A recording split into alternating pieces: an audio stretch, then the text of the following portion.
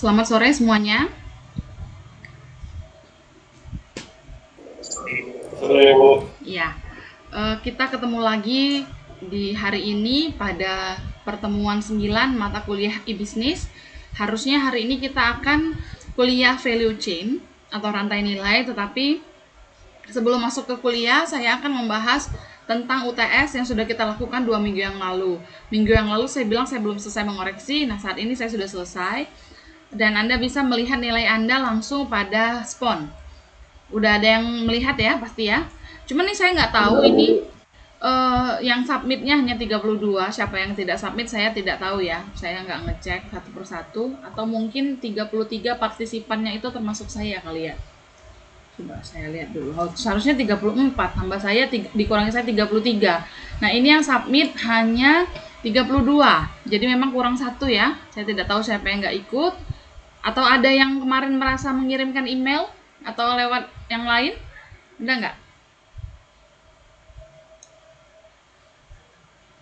Nggak ada ya. Nah jadi tidak ketahuan di sini siapa yang nggak kumpul, karena ya kayak gini aja dia tulisannya. Tuh. Itu nilai-nilai Anda ya. Kita bahas dulu sedikit. Kita lihat yang paling tinggi. Oh, Danu ya, Danu yang tidak kumpul. Ini ada no submission ya. Jadi Danu yang tidak mengumpulkan tidak ikut ujian nih.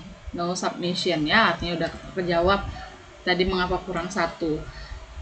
Nah, yang tertinggi itu nilainya adalah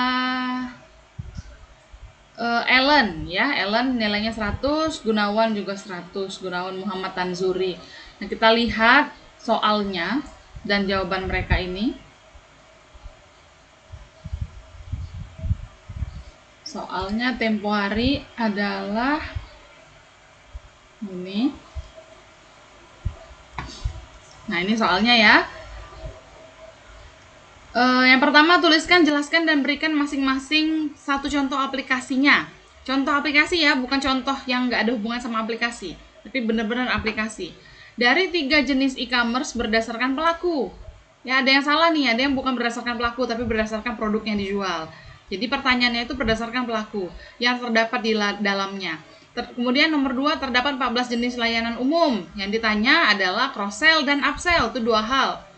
Lalu berikan masing-masing satu contoh penerapannya pada platform belanja online. Banyak yang jawab bukan di platform belanja online, tapi pada transaksi tradisional ya. Ada yang jawab, yang saya pernah contohin KFC itu dia jawab kayak gitu. Memang saya pernah contohin KFC ya, atau makan ayam yang lain.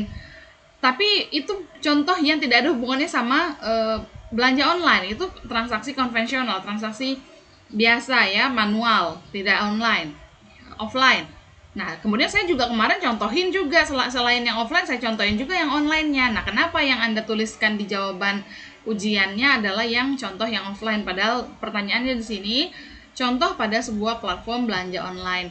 Kemudian nomor 3, tuliskan dan jelaskan 7 elemen pada e-bisnis. 4, jelaskan tentang 4 evolusi marketplace. 4 evolusi berarti harus berurut. Kalau tidak ditulis berurut berarti ada pengurangan poin. Kemudian jelaskan cara kerja mesin pencarian, misalnya Google Search. Ini banyak juga yang asal ya, bukan secara teknis tapi hanya menuliskan, oh saya memasukkan keyword, kemudian Google mencari data dari database, kemudian Google-nya menampilkan, hanya secara umum. Tapi di sini yang ditanya adalah secara spesifiknya ya. Toh juga itu ada di materi. Kemudian ini kita lihat jawabannya Ellen. Nah ini ya, 3 jenis e-commerce berdasarkan pelaku. Boleh kombinasinya bukan seperti ini. Ellen sih tulis situsi, customer to customer. Kemudian dijelaskan. Banyak yang nggak jelasin, jadi cuma situsi contoh. Bahkan ada juga yang tulis situsi, B2C. Ya, tapi nggak dikasih penjelasan, nggak dikasih contoh. Kemudian dia contohin adalah situsi adalah Tokopedia dan Shopee. Jadi Tokopedia dan Shopee itu selain B2C, dia juga situsi. Ya bukan cuma B2C saja, karena di situ ada orang biasa seperti kita, pelanggan biasa yang bisa jualan juga, tapi ada juga pebisnis yang bisa jualan juga di situ. Kemudian namanya juga marketplace ya, tempat pasar lah gitu ya, pasar online.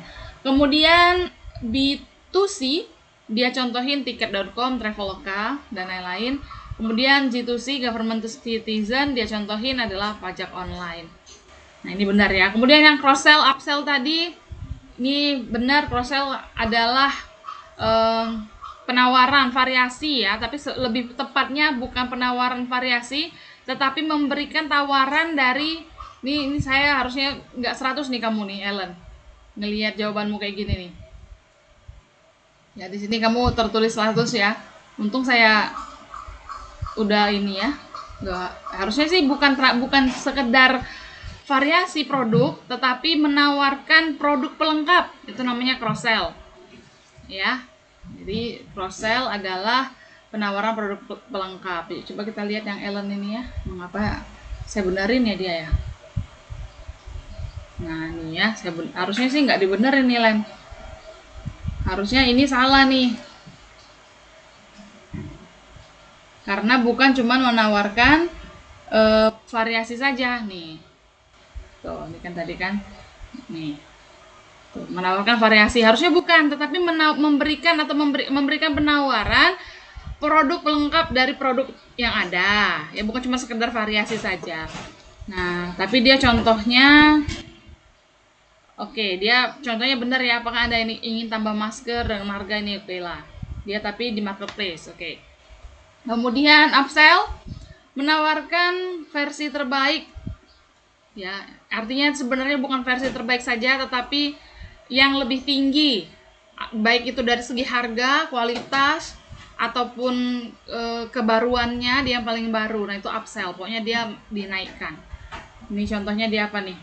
Oh, tuh contohnya tentang paket data. Kemudian 7 elemen pada e-business.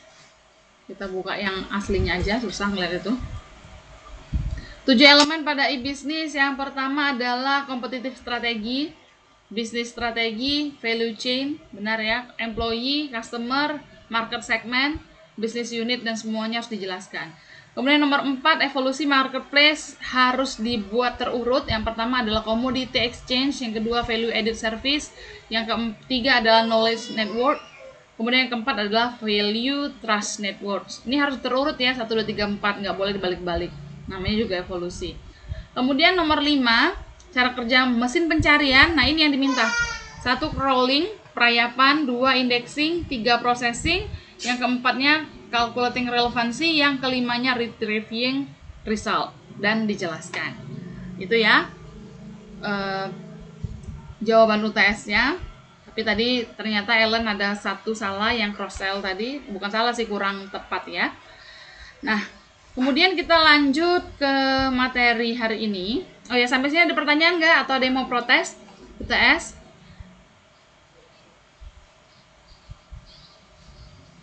Kalau tidak protes, kalau tidak ada protes, kita lanjut. Tapi kalau mau protes pun Anda hanya boleh protes di ADM ya, dengan cara melaporkan kepada ADM, meminta formulir protes nilai, kemudian tuliskan biodata Anda beserta keluhannya apa, barulah kemudian nanti bisa di proses ya, apakah benar terjadi kekeliruan atau tidak. Oke. Nanti tidak ada yang jawab, maka dianggap tidak ada yang protes ya. Tapi kalaupun ada yang protes, nanti silakan lanjut sesuai prosedur yang berlaku saja. Nah, kita lanjut materi hari ini, yaitu value chain. Ada yang tahu apa itu value chain? Hai. Tidak ada yang menjawab kah?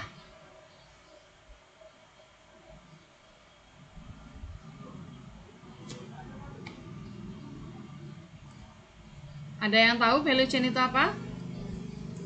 Kalau nggak tahu, bilang nggak tahu dong.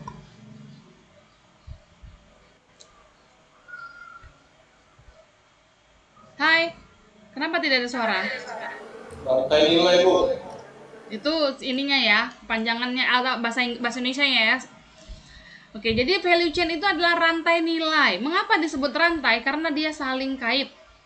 Ya, dia disebut sebagai rantai karena ada keterkaitan. Sama seperti rantai yang satu rantai dengan rantai yang lainnya saling tersambung, begitu juga dengan rantai nilai pada perusahaan. Jadi perusahaan itu tidak mungkin bisa berdiri sendiri, pasti dia berhubungan dengan berbagai segmen, berbagai area, ya. Jadi contohnya saja perusahaan yang memproduksi, misalnya memproduksi HP, kan nggak mungkin dia berdiri sendiri semua, pasti dia butuh bahan baku, ya.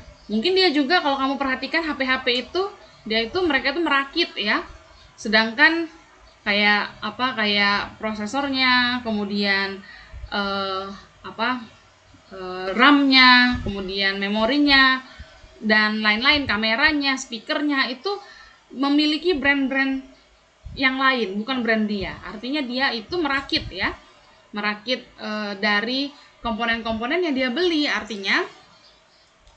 Artinya mereka itu pasti memiliki pemasok, oke? Dan bahkan mereka juga butuh kertas untuk membuat buku panduan atau manual booknya kalau masih ada sampai sekarang, atau membuat kotaknya, kotak HP-nya.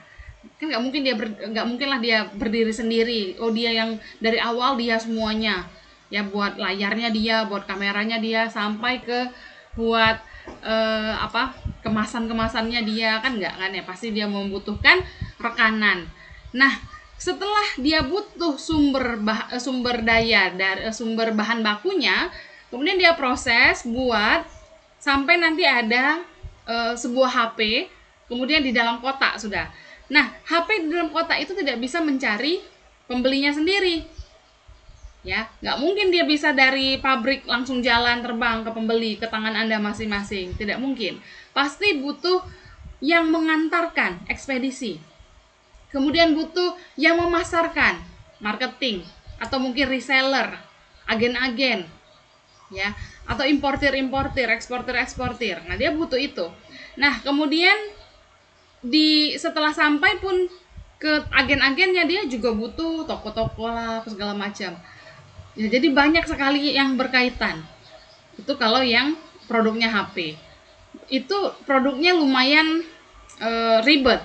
Sedangkan yang sederhana saja juga membentuk rantai nilai. Contohnya mamang gorengan, ya, mamang gorengan kan nggak mungkin kan beli tepung, itu tepungnya dari pabrik, dari kebunnya sendiri, terigunya dari kebun sendiri, cabenya tanam sendiri, kan nggak kayak gitu. Tetapi dia butuh beli terigu dari toko A, beli tahu, tempe, kemudian cabai dan lain-lain, pisang dan lain-lain, itu belinya dari pasar di toko B.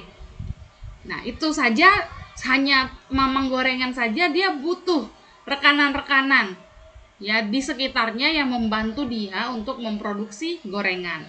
Yang tadi juga HP juga demikian. Nah, begitu juga dengan marketplace ataupun semua bisnis yang berdiri dengan bantuan teknologi informasi, juga pasti membutuhkan rekanan-rekanan di sekitarnya, ya. Dan kalau untuk di era sekarang, kalau memang gorengan mungkin belum menerapkan, ya, tetapi kalau perusahaan-perusahaan besar, mereka itu menerapkan rantainya, mengaitkan rantainya dengan rantai perusahaan lain, itu memanfaatkan teknologi. Jadi teknologi memudahkan mereka untuk bekerja sama. Jadi tidak lagi hanya dilakukan secara manual ataupun offline, tapi mereka melakukan secara online, sehingga kegiatan proses bisnisnya jauh lebih cepat dan efisien di dalam kegiatannya. Nah, kita lanjut pokok bahasan kita hari ini, yaitu konsep rantai nilai atau value chain, dan konsep tentang bagian utama dalam rantai nilai yang terdiri dari dua aktivitas, ya.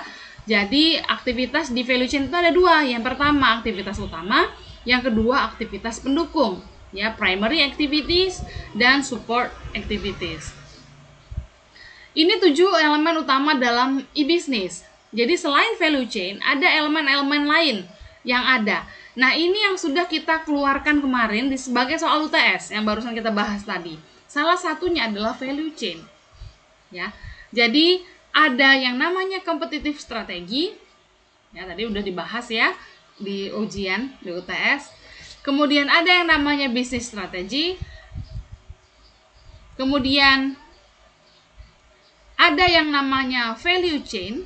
inilah yang akan kita bahas sekarang. Kemudian ada yang namanya employee, customer, market segment, dan business unit. Nah, ini konsep umumnya si e-commerce.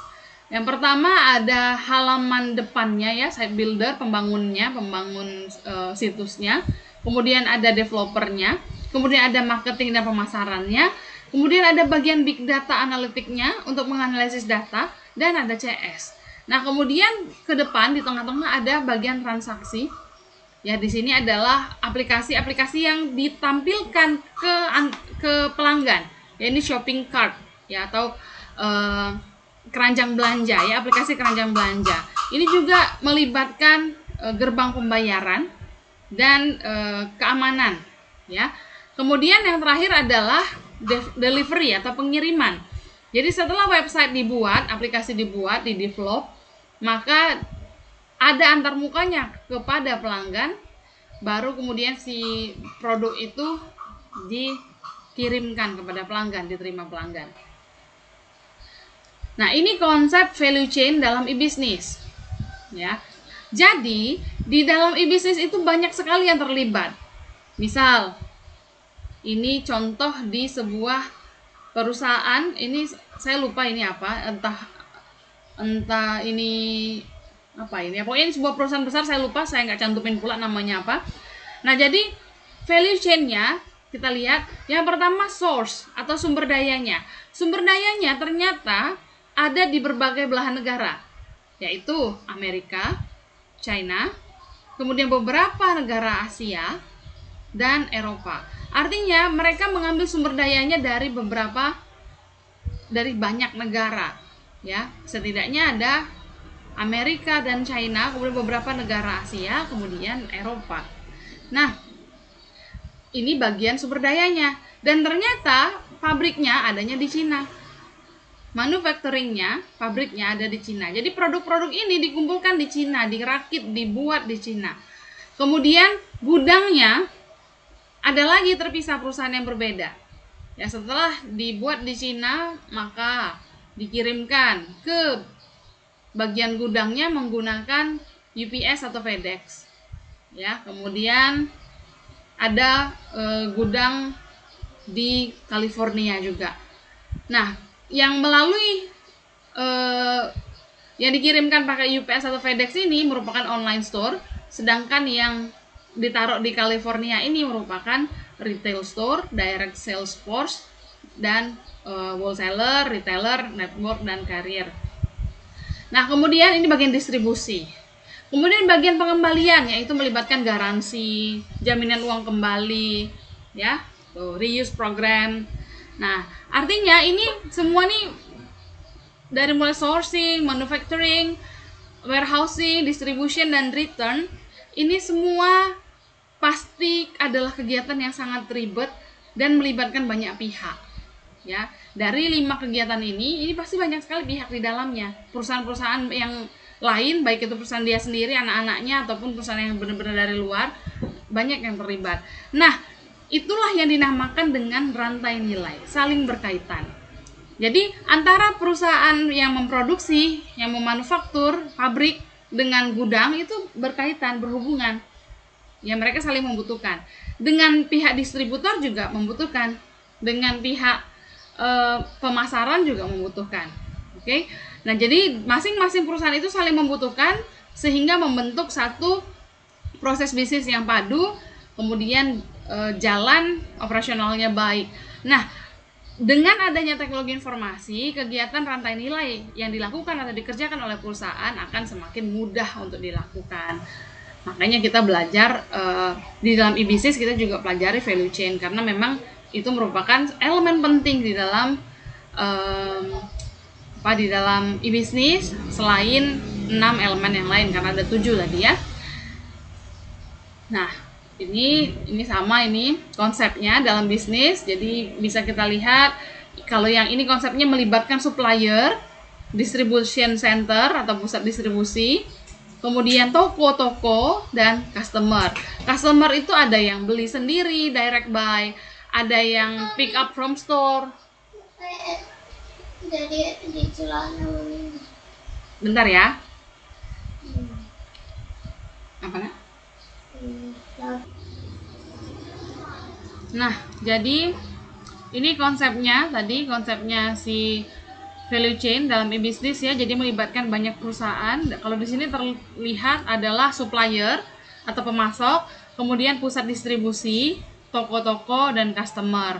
Nah, ini masing-masing bagian ini saling terkait ya, saling terkait. Contohnya saja, si pusat distribusi ini tidak bisa mendistribusikan apapun kalau nggak ada pemasoknya. Toko juga nggak bisa jualan apapun kalau tidak ada distributor. Kemudian customer juga nggak bisa beli apa-apa, baik itu dia datang sendiri ke toko maupun melalui online kalau tidak ada produknya. Nah, jadi ini yang dinamakan dengan value chain ya, atau rantai nilai. Nah, ini ada Walmart value chain. Jadi di Walmart itu secara sederhana dituliskan seperti ini. Jadi ada supplier, yaitu orang-orang atau badan-badan yang memberikan produk-produknya untuk dijual di Walmart. Kemudian ada Walmart Distribution Center, yaitu perusahaan yang menyediakan truk, menyediakan mobil, menyediakan kendaraan untuk mendistribusikan produk-produk dari supplier ke toko-toko Walmart. Ya. Nah, jadi berbagai area Walmart, berbagai toko di berbagai area berbagai toko Walmart di berbagai area didistribusikan barang-barangnya oleh si distribution center. Kemudian ada toko-toko Walmart, yaitu yang menerima produk-produk untuk dijual, baru dibelilah oleh si customer atau si pelanggan. Ya, miriplah ini dengan konsepnya si Alfamart dan si Indomaret. Ya, jadi kalau kita lihat, kalau Anda sering lihat ya, pasti kalau lagi belanja mungkin beberapa kali menyaksikan ada truk yang datang. Nah, itu pengelolanya kan adalah sub perusahaannya atau subkonnya ya. Jadi pasti ada kerjasamanya kan, nggak mungkin tiba-tiba ada truk di situ nggak ada kerjasama. Nah, itulah dinamakan dengan rantai nilai. Kemudian konsep dari value chain yaitu ini. Value chain adalah rantai urutan aktivitas, urutan aktivitas dan proses yang terdapat dalam sebuah organisasi yang bermanfaat untuk membuat desain produk beserta proses produksi, pemasaran, pengiriman, dan dukungan teknis di dalamnya terhadap konsumen. Value chain ini merupakan pendekatan sistematik untuk mengembangkan keunggulan kompetitif dari sebuah perusahaan, dan ini diciptakan oleh seseorang yang bernama Michael E. Porter. Ya, nah jadi Michael A. Porter menciptakan sebuah konsep yang bernama value chain dan membuat dua aktivitas di dalam value chain, yaitu aktivitas utama dan aktivitas supportnya. Dan itu semua aktivitas di dalam organisasi itu digunakan oleh perusahaan untuk mendapatkan nilai keuntungan atau margin ya, atau added value. Nah, ya, nih aktivitas tersebut ada dua jenis, yaitu utama juga pendukung. Kemudian pusat dari teori value chain ini adalah margin. Margin itu adalah keuntungan yang didapatkan dari pengurangan antara nilai produk dan jasa dengan biaya. Jadi berapa nilai produk itu? Misalnya sebuah gorengan didapatkan dengan harga bahan baku, kemudian tenaga dan sebagainya, ya, nilai produk dan jasa, dikurangkan nilai produknya berapa, misalnya nilai produknya adalah satu gorengan 1.000, dikurangin biaya untuk dapetin gorengan itu misalnya 500, artinya keuntungannya 500. Nah, begitu juga dengan semua yang terjadi di dalam e-bisnis, mencari nilainya pasti dengan kayak gitu. Jadi misalnya ada sebuah produk dijual di sebuah toko online. Nah, pasti kan produk itu punya nilai tuh. Kemudian nanti dia dikurangi dengan jasa-jasa untuk mendapatkan produk itu. Nah, itulah untungnya. Perusahaan menciptakan nilai dengan melaksanakan aktivitas yang disebut Porter dengan aktivitas nilai atau value activity. Nah, ini gambarnya. Jadi gambarnya itu seperti tanda panah. Ya. Kemudian di ujungnya ada value atau nilai atau margin. Ya, jadi boleh di sini ditulis value, boleh ditulis margin, boleh ditulis nilai, boleh ditulis keuntungan. Intinya adalah keuntungan atau margin yang didapatkan. Nah, aktivitas utama terdiri dari inbound logistik, ya, atau logistik masuk, operation atau kegiatan operasional, outbound logistik atau kegiatan logistik keluar, marketing and sales atau kegiatan pemasaran dan penjualan, juga service atau pelayanan. Sedangkan semua aktivitas utama ini, 5 aktivitas utama ini dapat berlangsung dengan didukung aktivitas penyokong atau aktivitas pendukung ini. Aktivitas pendukung terdiri dari procurement atau pengadaan, teknologi development atau pengembangan teknologi, human resource management, manajemen sumber daya manusia, dan firm infrastruktur atau infrastruktur perusahaan. Contoh ya, misalnya sebuah perusahaan yang memproduksi makanan, misal.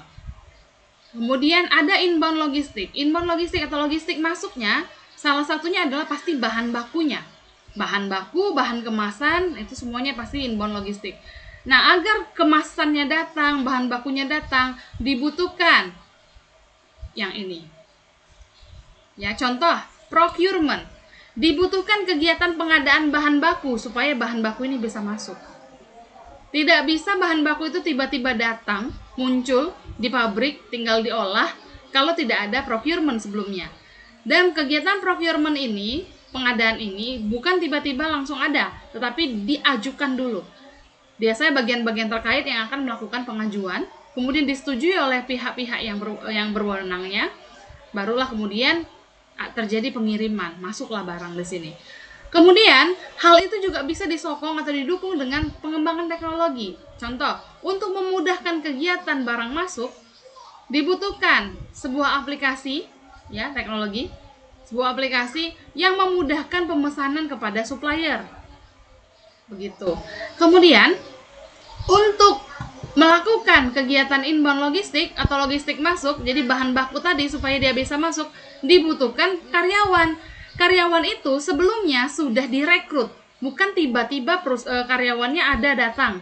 Bangun perusahaan kemudian datang karyawan, saya mau kerja, bukan kayak gitu. Tetapi pasti ada proses. Proses yang pertama mungkin proses pembukaan lowongan kerja, kemudian penyeleksian, sampai ke pemilihan, ya, sampai ke mungkin nanti ada selanjutnya lagi yang dilakukan di dalam bagian SDM. Nah, itu aktivitasnya dinamakan human resource management atau manajemen sumber daya manusia. Kemudian inbound logistik ini pasti didukung oleh sekelumit berbagai macam peraturan-peraturan di dalam perusahaan. Ya, jadi jangan sampai produk masuk ini melanggar aturan yang ada di perusahaan. Misalnya, siapa saja yang terlibat di dalam proses inbound logistik, siapa yang bertanggung jawab terhadap kegiatan itu. Nah, itu tidak boleh melanggar firm infrastructure ini. Ya, jadi itu baru satu contoh dari inbound logistik. Begitu juga dengan kegiatan-kegiatan yang lain. Contohnya marketing and sales. Penjualan dan marketing ini, pemasaran dan penjualan ini juga pasti ada kegiatan pengadaan. Ya, mau mengadakan apa? Misalnya mau mengadakan kegiatan marketing, mau mengadakan pembagian wilayah atau pembagian area marketing. Nah, itu kan pengadaan. Kemudian pemasaran dan penjualan juga bisa didukung oleh teknologi. Buat, ya, pengadaan lagi nih. Pengadaan tapi yang diadakan adalah aplikasi untuk memudahkan pemasaran. Kemudian siapa yang jalanin? Siapa orang-orang marketingnya? Itu pasti direkrut dulu dan itu bersinggungan dengan kegiatannya si HRD. Ya, di sini ada human resource management. Kemudian hal itu juga pasti tidak boleh melanggar aturan-aturan yang ada di perusahaan.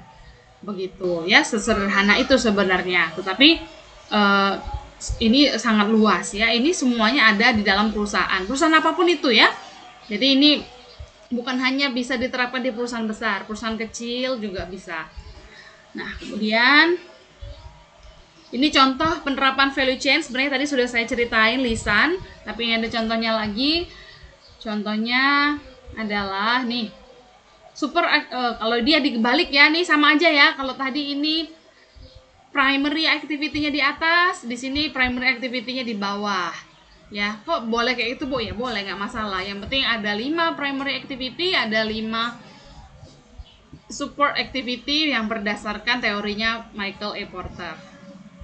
Contoh, ada kegiatan inbound logistik yang terdiri dari quality control atau kontrol kualitas, memastikan barang yang masuk itu sesuai dengan kualitas yang ditetapkan, standar kualitas yang ditetapkan.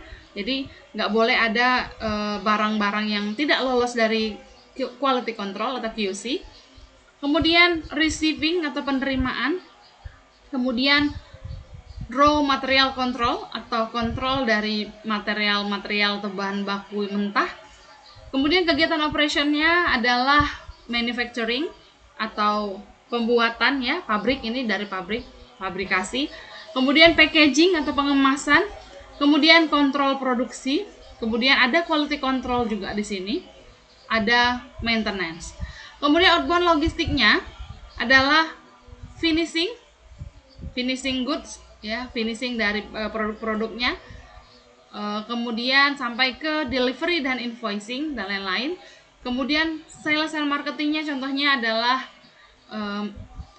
customer management, promosi-promosi dan lain-lain.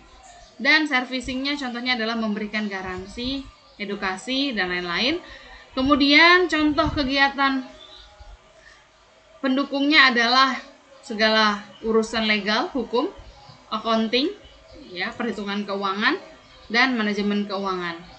Kemudian human resource manajemennya terdiri dari personel atau orang yang bekerja, kemudian penggajian, pay, kemudian rekrutmen atau penerimaan karyawan, kemudian training atau pelatihan, kemudian manpower planning, mempersiapkan manpower ya, mempersiapkan pemimpin di masa yang akan datang.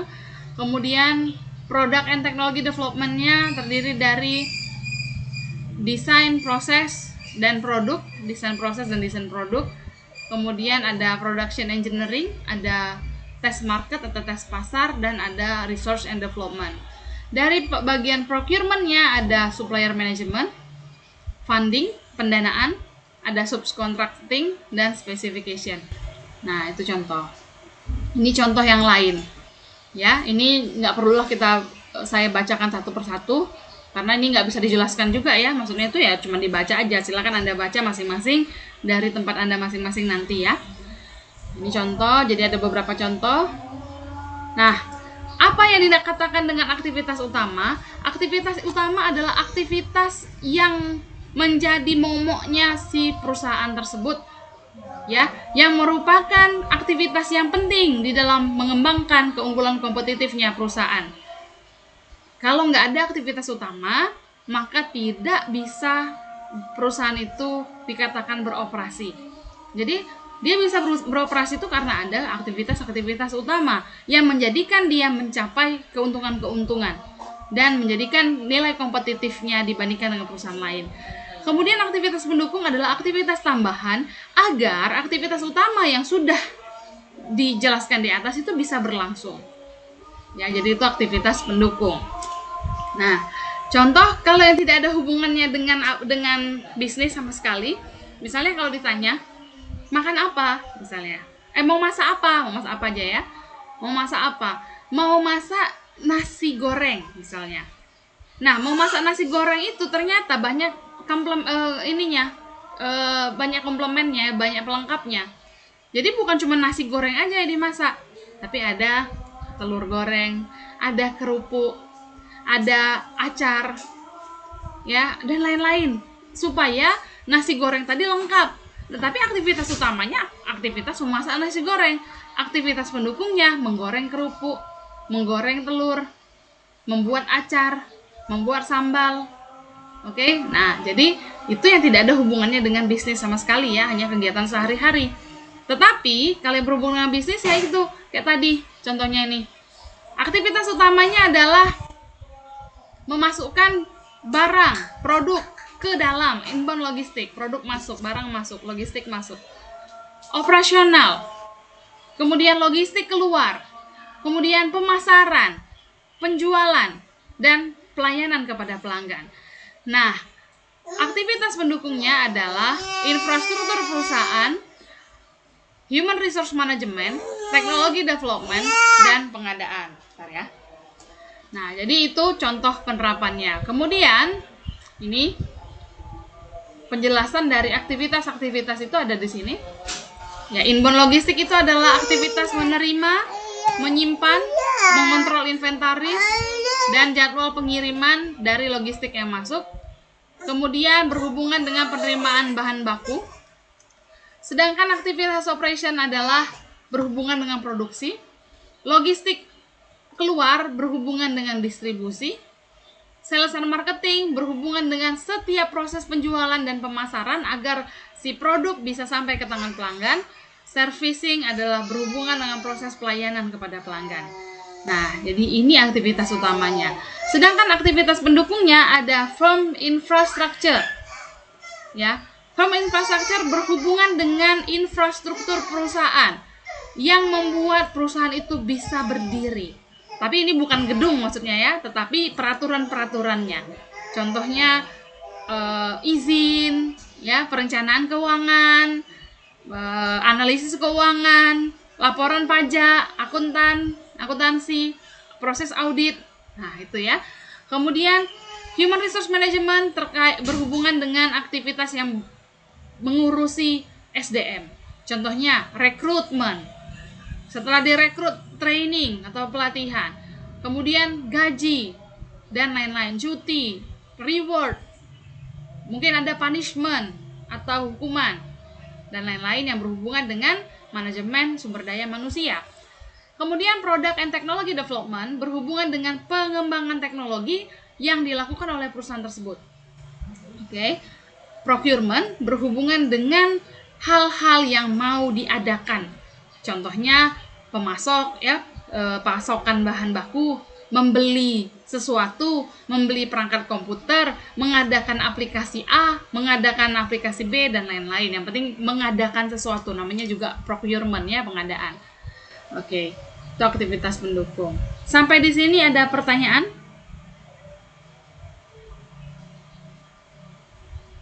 Ada pertanyaan? Kita sedikit lagi nih slide-nya.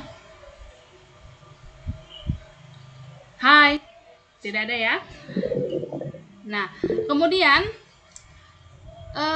bisnis dan e-commerce di dalam value chain. Jadi pemesanan adalah kunci vital, kunci utama dari semua proses yang terjadi pada e-bisnis dan e-commerce. Dalam proses order ada beberapa aktivitas, yaitu computer processing, payment management, stock management, picking and packing, dan dispatch atau pengiriman kepada pelanggan. Nah, jadi inilah ininya ya, di dalam e-bisnis itu, jadi value chain itu ada di situ juga gitu ya. Jadi mulai dari kegiatan order ya, dari ya computer processing dan lain-lain. Ini computer processing, picking and packing, dispatch, stock management, order processing, management, payment. Nah, jadi ini membentuk circle yang terus-terusan berjalan ya, dan e-commerce itu kayak gini nih ya dalam value chain-nya. Nah, kemudian ada juga yang dinamakan dengan 5 faktor persaingan Porter. Ini tambahan dari itu ya. Yang pertama adalah ancaman masuknya pendatang baru. Jadi, mengapa penting belajar value chain? Karena harus kita ketahui bahwa tadi value chain itu digunakan untuk mencapai margin atau keuntungan. Tetapi untuk mencapai keuntungan itu ada banyak kendala-kendala. Ya. Salah satunya adalah ancaman masuknya pendatang baru. Nah, hal ini dirangkum oleh si Porter dalam 5 faktor persaingan Porter. Ya. Jadi ini ada konsep kompetitif strategi. Ada 5 aspek utama yang bisa mengancam perusahaan dalam mencapai marginnya. Ya, jadi tadi value chain dibuat, dikembangkan di dalam perusahaan, berjalan di dalam perusahaan untuk mencapai margin, tetapi ada kendalanya. Kendala yang pertama adalah ancaman masuknya pendatang baru. Oke. Cepat atau lambat, pendatang baru akan datang. Kita buat produk ini kayaknya itu baru banget, tapi nanti tiba-tiba produk kita dicontoh orang lain. Apalagi untuk produk-produk yang sifatnya mudah dicontoh. Kemudian yang kedua, selain ada pendatang baru, ini ada yang mungkin sama usianya dengan usaha kita, tapi sejenis dengan kita. Kemudian ada juga produk pengganti, yang dulunya orang belinya A, tetapi ada penggantinya B, jadi lebih murah B itu. Produknya beda, tapi bisa menggantikan. Kemudian yang keempat, kekuatan tawar-menawar pembeli.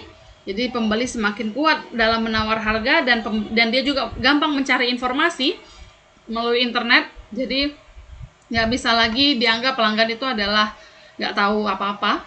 Jadi ini merupakan ancaman juga karena si pelanggannya semakin pintar, semakin cerdas, semakin kuat dalam hal tawar-menawar. Kemudian yang kelima adalah kekuatan tawar-menawar pemasok. Ya, jadi pemasok pun harus kita jaga. Dalam hal value chain tadi kan, pemasok adalah bagian dari inbound logistik. Nah, supaya rantai kita tetap terkait dengan rantai pemasok itu, maka kita harus menjaga hubungan yang baik. Dan si pemasok pasti memiliki kekuatan. Ya, kalau kamu nggak mau dengan harga yang kami tawarkan, saya pasok aja ke urusan lain. Jadi dia punya kekuatan. Sementara Anda sudah terikat sama dia. Karena, kalau saya nggak pakai produk dari pemasok yang itu, nanti saya produknya beda, hasil produk saya beda. Nah, itu kekuatan tawar-menawarnya si pemasok. Nah, sampai di sini ada pertanyaan? Kalau tidak ada, kita sudahi dulu kuliahnya. Ya, mohon maaf tadi ada kendala sedikit di tengah perjalanan tadi, di tengah kuliah tadi. Silakan dibaca-baca lagi materi ini di Spon, sudah diupload. Selamat malam, sampai ketemu hari Selasa minggu depan.